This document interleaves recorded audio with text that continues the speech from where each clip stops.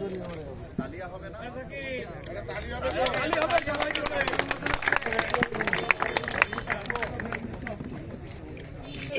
জনপ্রিয় নেতা, আমাদের অভিভাবক, যশোর উন্নয়নের কারিগর, আমাদের প্রিয় নেতা জনাব তরিকুল ইসলামের স্মৃতির প্রতি সম্মান প্রদর্শন করে সদর উপজেলা বিএনপির সার্বিক তত্ত্বাবধানে আজকে জনাব তরিকুল ইসলাম অন্ত ইউনিয়ন স্মৃতি টুর্নামেন্ট 2025 যে অনুষ্ঠিত হতে যাচ্ছে, সেই অনুষ্ঠানের আজকে জার্সি উন্মোচন অনুষ্ঠানে সম্মানিত ক্রীড়াপরাধী ভাইরা, বিভিন্ন ইউনিয়ন কমিটির সম্মানিত সভাপতি, সাধারণ সম্পাদকরা, আমাদের ইউনিয়ন থানা বিএনপির সম্মানিত সাধারণ সম্পাদক, পরিকর্মা নেতা জনাব আঞ্জুল হক খোকন, আব্দুল রাজ্জাক, আমাদের মিঠু সহ সকল পর্যায়ের নেতৃবৃন্দ এবং প্লেয়ারবৃন্দ সকলকেই, সাবেক প্লেয়ারবৃন্দ সকলকেই আমার সংগঠনের পক্ষ থেকে আপনাদের শুভেচ্ছা অভিনন্দন। আমরা জানি যে জনাব তরিকুল ইসলাম এমন একজন মানুষ ছিলেন যিনি যশোরের মানুষের জন্য বিভিন্ন সময় বিভিন্ন আন্দোলন সংগ্রাম, মানুষের সংকট আর সমস্যার সময় একজন অভিভাবকের দায়িত্ব পালন করতেন। ইতিমধ্যে এই তরিকুল ইসলাম একটি প্রতিষ্ঠানে রূপান্তরিত হয়েছে, মানুষের হৃদয়ে স্থান করে নিয়েছে।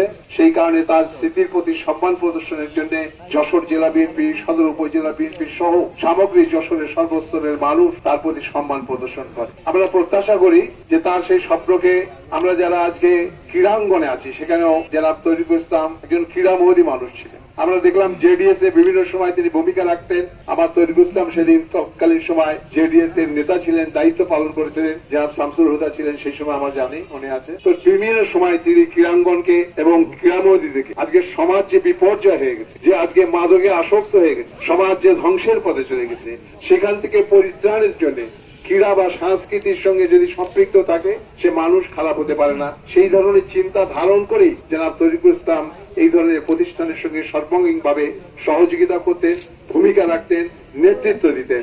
আমি সেই কারণে মনে করি আজকে যারা আমরা জনাব তরিকুল ইসলামের স্মৃতির প্রতি সম্মান প্রদর্শন করার জন্য আজকে অন্ত ইউনিয়ন যে তরিকুল ইসলাম স্মৃতি টুর্নামেন্টের যে আয়োজন করেছে, তার এই আজকের এই জার্সি উন্মোচন অনুষ্ঠানে আমি আপনাদের উদ্বোধন করছি এবং সবাইকে এই খেলায়, বিভিন্ন খেলায় আপনাদের অংশগ্রহণ করার জন্য, প্রতিযোগিতা করার জন্য, আমার মনে হয় সেই মানসিকতা সবাই নিয়ে আমরা সেই অনুষ্ঠানকে সফল করব।